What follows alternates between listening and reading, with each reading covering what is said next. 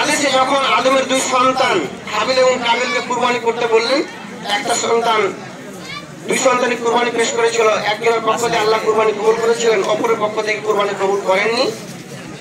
যার কুরবানি কবুল করেছিল সে তখন বলেছিলেন যে ইন্নামা তাকাব্বালাহু মিনাল মুত্তাকিন, অবশ্যই আল্লাহ সুবহানাহু ওয়া তাআলা তারই ইবাদত পূরণ করেন যারা হচ্ছে মুত্তাকি। যারা মুত্তাকি, যারা এর মধ্যে আল্লাহর ভয় ভীতি রয়েছে। আমরা এই কুরবানি করবো যদি আল্লাহর ভয় ভীতি না থাকে, আল্লাহর উদ্দেশ্যে যদি আমরা কুরবানি না করি, সেটা কবুল হবে না। আমরা যদি সালাত আদায় করবো, এটা যদি আল্লাহর উদ্দেশ্য না হয়, আল্লাহর নৈকট্য লাভের উদ্দেশ্য না হয়, আল্লাহর কাছে গ্রহণযোগ্য হবে না।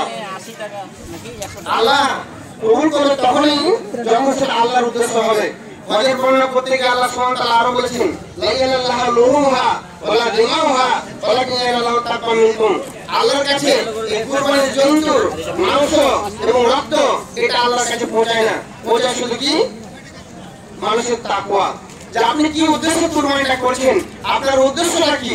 আপনার যদি উদ্দেশ্য ভালো হয় তাহলে সেটা আল্লাহর কাছে কবুল হবে, নচেত আল্লাহর কাছে। আমি আপনাকে এটা করে বলবো প্রত্যেকটি ভাই বাবাজি মা বোনদের কাছে, যেহেতু আমরা মুসলিম, আমরা বিশ্বাসী যে আমরা দুনিয়া এসেছি, দুনিয়া ছেড়ে চলে যাবো, তাহলে আমাদেরকে এই 5 ওয়াক্তের সালাত এটা কম্পালসারি প্রত্যেকটা নরনারী মুসলিমকে পড়তেই হবে, এটা বাধ্যতামূলক।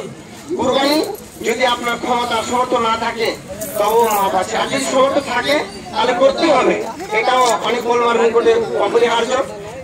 যার কারণে যদি সামর্থ্য থাকে তাহলে কুরবানি করতে হবে। কিন্তু সালাত এমন একটা ব্যতিক্রম ইবাদত যে আপনাকে কোনো অবস্থায় আপনার জন্য মাপ নেই। আপনি দাঁড়িয়ে পড়তে হবে, দাঁড়িয়ে না পারলে আপনাকে বসে পড়তে হবে, বসে না পারলে আপনাকে ইশারায় পড়তে হবে। এমনকি শত্রু যদি আপনার সম্মুখে থাকে তারপরেও আপনার সালাত মাপ হবে না।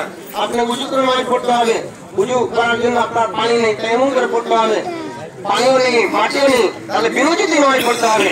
নামাজ আপনার কোন অবস্থায় মাপ নেই। এই জন্য আমি বলবো প্রতিটি ভাই বাবাজি মা বোনদেরকে আমরা যেন 5 ওয়াক্তের সালাত আদায় করি। আর আজকে কুরবানির দিন আমরা কুরবানি করবো, নিজে হাতে পারলে নিজে হাতে করবো। যদি আমাদের দোয়া মুখস্থ থাকে তাহলে দোয়াটা বলবো, না হলে শুধু বিসমিল্লাহ আল্লাহু আকবার বলেই জবাই করবো। আর যদি আমাদের দোয়া মুখস্থ থাকে তাহলে দোয়াটা আমরা বলবো, বিসমিল্লাহ আল্লাহু আকবার, আল্লাহুম্মা ইন্না হাযা মিনকা ওয়া লাকা, আল্লাহুম্মা তাকাব্বাল মিন্নি ওয়া মিন আহলি বাইতি। কারণ একটা যে আমরা কুরবানি করবো খাসি বা ছাগল, এটা আমাদের নিজের পক্ষ থেকে এবং সমস্ত পরিবারের পক্ষ থেকে, সেহেতু আমরা বলবো আল্লাহুম্মা তাকাব্বাল মিন্নি, আমার পক্ষ থেকে ওয়া মিন আহলি বাইতি, এবং আমার পরিবারের পক্ষ থেকে এই দোয়াটা বলবো। আর যদি আমাদের এই দোয়াটা মুখস্থ না থাকে তাহলে আমরা মনে মনে করবো যে আমরা নিজের পক্ষে এবং নিজের আহলে পরিবারের পক্ষ থেকে কুরবানিটা করছি, আর বিসমিল্লাহ আল্লাহু আকবার বলে আমরা এই আল্লাহর রাস্তায় এই কুরবানিটা করবো। এই কুরবানির মানে এই দিনগুলোর ফজিলত সম্পর্কে আমরা প্রতি বছর শুনে আসছি। এই দিনগুলোর ফজিলত, জিলহিজ্জা মাসের 10 তারিখের ফজিলত আল্লাহর কাছে সারা বছরের মধ্যে শ্রেষ্ঠ দিন এগুলো। এই জন্য এই দিনগুলোতে আমাদেরকে বেশি বেশি করে জিকির আজকার তাকবীর পাঠ করতে হবে। আর এই যে তাকবীরটা আমরা পড়লাম, আল্লাহু আকবার, আল্লাহু আকবার, লা ইলাহা ইল্লাল্লাহ, আল্লাহু আকবার, আল্লাহু আকবার, লিল্লাহিল হামদ, এটা আরো 3 দিন চলবে। এরপরে এটা হচ্ছে আজকের দিনটা বলা ইয়ামুন নাহার, আর তারপরে 3 দিন 11, 12, 13 কে আইয়ামে তাশরিক বলা হয়। এই 3 দিন পর্যন্ত আসরের সালাত 11 তারিখ, 12 তারিখ, 13 তারিখের আসরের নামাজ পর্যন্ত এই তাকবীরটা পড়তে থাকতে হবে।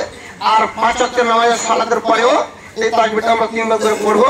আর যে কোনো সময় রাস্তাঘাটে চলাফেরা করবো এই তাকবীরটা পড়তে থাকবো, আল্লাহু আকবার, আল্লাহু আকবার, লা ইলাহা ইল্লাল্লাহ, আল্লাহু আকবার, আল্লাহু আকবার, ওয়া লিল্লাহিল হামদ।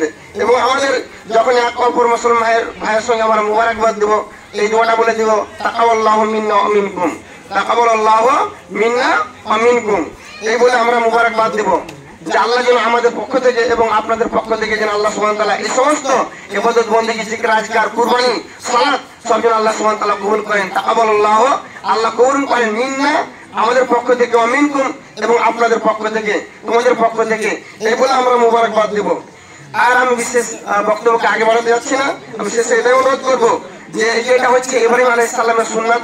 ইব্রাহিম আলাইহিস সালাম, আল্লাহ সুবহানাহু ওয়া তাআলা, আমরা জানি যে অনেকগুলো নবী ও রাসূল পৃথিবীতে এসেছিলেন, কিন্তু আল্লাহ সুবহানাহু ওয়া তাআলা ইব্রাহিম আলাইহিস সালামের এই সুন্নাতকে, আমাদের নবী ইব্রাহিম আলাইহিস সালামের সুন্নাতটাকে বলবৎ রাখলেন এবং তার উপর আমল করলেন। কেন? ইব্রাহিম আলাইহিস সালাম এমন একটা ফ্যামিলি যে প্রত্যেকটা ব্যক্তি থেকে আমাদের শিক্ষা নেওয়া উচিত। ইব্রাহিম আলাইহিস সালাম থেকে আমাদের শিক্ষা নেওয়া উচিত। তার সন্তান ইসমাঈল আলাইহিস সালাম, তার স্ত্রী হাজেরা, প্রত্যেকটা যদি আমরা তাদের জীবনী দেখি, তাদের চলাফেরা, তাদের উঠা বসা, তাদের যে ধর্ম কর্ম যদি আমরা দেখি, তাহলে প্রত্যেকটা লোকের কাছ থেকে আমাদের শিক্ষার বিষয় রয়েছে। যেরকম হাজেরা, মা বোনদেরকে বলবো যে হাজেরার মতন আপনাদেরকে হতে হবে। হাজেরা আপনি জানেন কত আল্লাহ ভীরু মেয়ে, আল্লাহ ভীরু মেয়ে, স্বামী ভক্ত মহিলা, যে আপনারা জানেন যখন হাজেরাকে ইব্রাহিম আলাইহিস সালাম ওই আল্লাহর আদেশে মক্কার মরুভূমিতে রেখেছিলেন, যখন লোকজন কিছুই ছিল না, যখন ইব্রাহিম আলাইহিস সালাম রেখে চলে যাচ্ছেন, হাজেরা জিজ্ঞেস করলেন, স্বামী জান আপনি আমাকে রেখে যাচ্ছেন কেন? বললেন তো ইব্রাহিম আলাইহিস সালাম দুঃখে যে নিজের স্ত্রী যে বৃদ্ধ বয়সে সন্তান পেয়ে তাকে রেখে আসবেন, তার মুখ দিয়ে কথা বেরোচ্ছেন না। হাজেরা তখন বললেন যে স্বামী জান আপনি কি আল্লাহর আদেশে রেখে যাচ্ছেন? তখন মুখে ইশারা করে বললেন যে হ্যাঁ। তখন হাজেরা কি বলেছিলেন সে বাক্যটার দিকে আমাদের লক্ষ্য রাখা উচিত। তখন বললেন যে আল্লাহ যদি আল্লাহর আদেশ হয় তাহলে আমার কোনো ক্ষতি হবে না, আল্লাহ আমার জন্য যথেষ্ট হবে। তাহলে এরকম আমাদের বিশ্বাস রাখতে হবে। আর কুরবানি ঘটনা তো আপনি জানছেন, ইব্রাহিম আলাইহিস সালামকে অনেকভাবে পরীক্ষা করা হয়েছে। তার মধ্যে কুরবানির বিষয়, বৃদ্ধ বয়সে ছেলেকে কুরবানি করতে আল্লাহ সুবহানাহু ওয়া তাআলা বললেন। তারপরে শয়তান আপনারা জানেন, শয়তান হাজেরার কাছে এলো, সেখানে স্থান পেল না। ইসমাঈলের কাছে গেল, সেখানে স্থান পেল না। ইব্রাহিমের কাছে গেল, তার কাছে স্থান পেল না। আল্লাহর রাস্তা, আল্লাহর আদেশ তারা পালন করতে সব সময় জন্য প্রস্তুত। আমরা একটা আদেশ আল্লাহর পালন করতে পারি না। প্রতিদিন আমরা কত আদেশ আল্লাহর অমান্য করছি আমরা জানি। শয়তান আল্লাহর একটা আদেশ অমান্য করে সে কি লাঞ্ছিত হয়েছে, মালউন হয়েছে, জান্নাত থেকে বহিষ্কৃত হয়েছে। আর আজকে আমরা প্রতিদিন হাজারো আল্লাহর আইন অমান্য করছি। বাবাজি, মা বোনেরা, আমি আর আমার বিষয়বস্তু আগে বাড়াচ্ছি না। এইটা কথাই বলবো যে আমাকে আমার মুহাম্মদ সাল্লাল্লাহু আলাইহি সাল্লাম প্রতিদিন 100 বারের অধিক তওবা করতেন। আমাদের ইস্তেগফার তওবা করা দরকার। আর প্রতিদিন কত গুনাহ করছি, আমাদের দ্বারা অপরাধ হচ্ছে, এবং আমরা মুসলিম হিসাবে আমাদেরকে এই 5 ওয়াক্তের সালাত আদায় করতে হবে, কোরআন তেলাওয়াত করতে হবে। যেহেতু কোরআন হচ্ছে আমাদের, এটা সমস্ত জিনিস আল্লাহ সুবহানাহু ওয়া তাআলা এই কোরআনের মধ্যে বর্ণনা করেছেন, সেহেতু আমাদেরকে কোরআন তেলাওয়াত করতে হবে। আর কোরআন পড়াটাও একটা, যেরকম আমরা পড়বো তেলাওয়াত করবো, সেটা ইবাদতের মধ্যে গণ্য হবে। এই কয়েকটি কথা বলে শেষে আল্লাহর কাছে দোয়া করবো, আল্লাহ যেন আমাদেরকে যতদিন আমরা দুনিয়াতে থাকবো কোরআন মোতাবেক জীবন যাপন করার জন্য তৌফিক দান করেন। এবং যে সমস্ত ভাই বাবাজি, মা বোনেরা এই দুনিয়া ছেড়ে চলে গেছেন, আল্লাহ তাদের কবর আযাবকে মাফ করে। আকুলু কাওলি হাযা ওয়া লাকুম ওয়া সালিল মুসলিমিন। আসসালামু আলাইকুম ওয়া রাহমাতুল্লাহ।